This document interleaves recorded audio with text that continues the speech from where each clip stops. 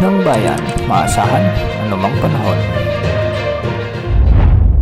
Magandang hapon po sa ating lahat. Narito ang update sa lagay ng panahon at sa binabantayan nating potensyal na sama ng panahon ngayong araw ng Biyernes, May 10, 2024. Sa ngayon ay dalawang weather systems pa rin ang nakakaapekto sa ating bansa. Una narito ang frontal system na nakakaapekto sa extreme northern Luzon, samantalang easterlies naman ang dominanting weather system sa ating buong kapuluan. Para sa lagay ng panahon ngayon sa Luzon ay magpapatuloy ang maaliwalas na panahon sa malaking bahagi ng rehiyon, maliban na lamang sa mga posibleng pag-ulan sa bahagi ng Cagayan, Isabela at Batanes dahil sa epekto ito ng frontal system o ang salubungan na malamig at mainit na hangin. Posible rin ang pag-ulan sa Cordillera Region, Ilocos Region, Central Luzon, Bicol Region at Metro Manila dahil sa mga localized thunderstorms.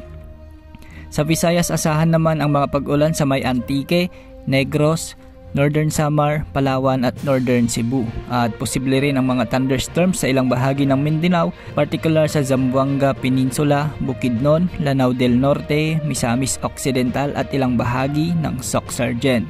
Para sa heat index forecast ngayong araw, posibleng pumalo ang pinakamataas na heat index sa 45 degrees Celsius sa May Virac, Catanduanes, 44 degrees Celsius naman sa Dagupan City, Pangasinan at Puerto Princesa City, Palawan. Papalo naman sa 42 degrees Celsius sa may Pasay City, Iba, Zambales, Muñoz, Nueva Ecija, Subic, Olongapo City, Zambales, Sanglay Point, Cavite, Infanta at Alabat, Quezon, Aborlan at Cuyo, Palawan, Legazpi City, Albay, Masbate City, Pili, Camarines Sur, Dumangas at Iloilo City, Iloilo, Catarman, Northern Samar, Catbalogan, Samar, Tacloban City, Leyte at Dipolog, Zamboanga del Sur. Tuluyan nang nalusaw ang dalawang low pressure area o ang mga sama ng panahon na nabuo sa labas ng PAR, ngunit isang panibagong low pressure area ang nabuo muli at patuloy itong binabantayan.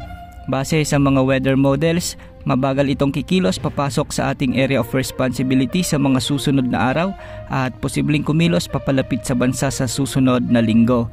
Sa ngayon ay hindi inaalis ang posibilidad na mag-develop pa rin ito bilang isang ganap na bagyo, ngunit may posibilidad din na ma-maintain o mapanatili nito ang pagiging isang low pressure area lamang at magdadala ng mga pag-ulan lalo na sa Visayas at Mindanao.